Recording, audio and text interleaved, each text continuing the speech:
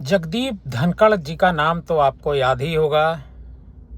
भारत के उपराष्ट्रपति जगदीप धनखड़, जिनको बीच में ही इस्तीफा देना पड़ा था।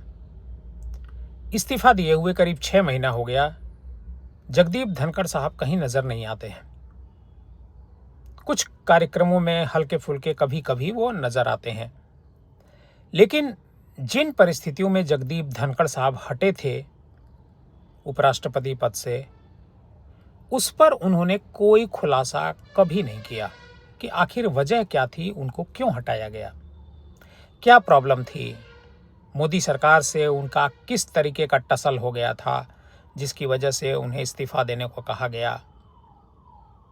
बहरहाल ये सब मामला तो चल रहा है, लेकिन इसी बीच जगदीप धनखड़ ने अशोक गहलोत, जो कांग्रेस के बड़े नेता हैं और राजस्थान के मुख्यमंत्री रहे हैं, उनसे मुलाकात की है और इस मुलाकात के कई मायने निकाले जा रहे हैं। हालांकि न तो ऑफिशियल तौर पर अशोक गहलोत ने कुछ कहा है और न ही जगदीप धनखड़ ने, लेकिन माना जा रहा है कि जगदीप धनखड़ अब शांति से 6 महीना गुजारने के बाद, चुपचाप 6 महीना बिताने के बाद वो बाहर निकलने को बेताब हैं और वो पूरी जो कहानी है वो कहना चाहते हैं, देश को बताना चाहते हैं।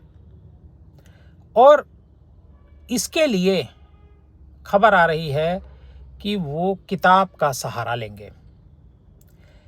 वो किताब एक लिखने वाले हैं और उस किताब में जो पूरे उपराष्ट्रपति के कार्यकाल में जो कुछ भी हुआ है उसकी पूरी कहानी वो दर्ज करना चाहते हैं। जानते हैं क्यों? वो देश को बताना चाहते हैं कि उपराष्ट्रपति के पद से उनको क्यों हटना पड़ा और क्यों वह उपराष्ट्रपति बने थे।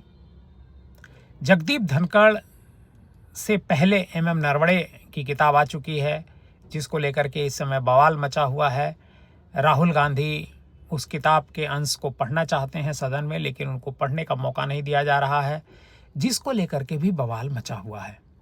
अब अगर दूसरी किताब आ जाएगी जगदीप धनखड़ की, तो ये जो सरकार है इसको और ज़्यादा मुंह छिपाना पड़ेगा, क्योंकि जगदीप धनखड़ के पास बहुत सारे राज हैं।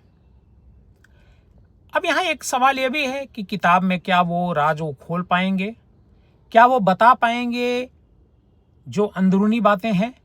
यह भी एक बड़ा सवाल है।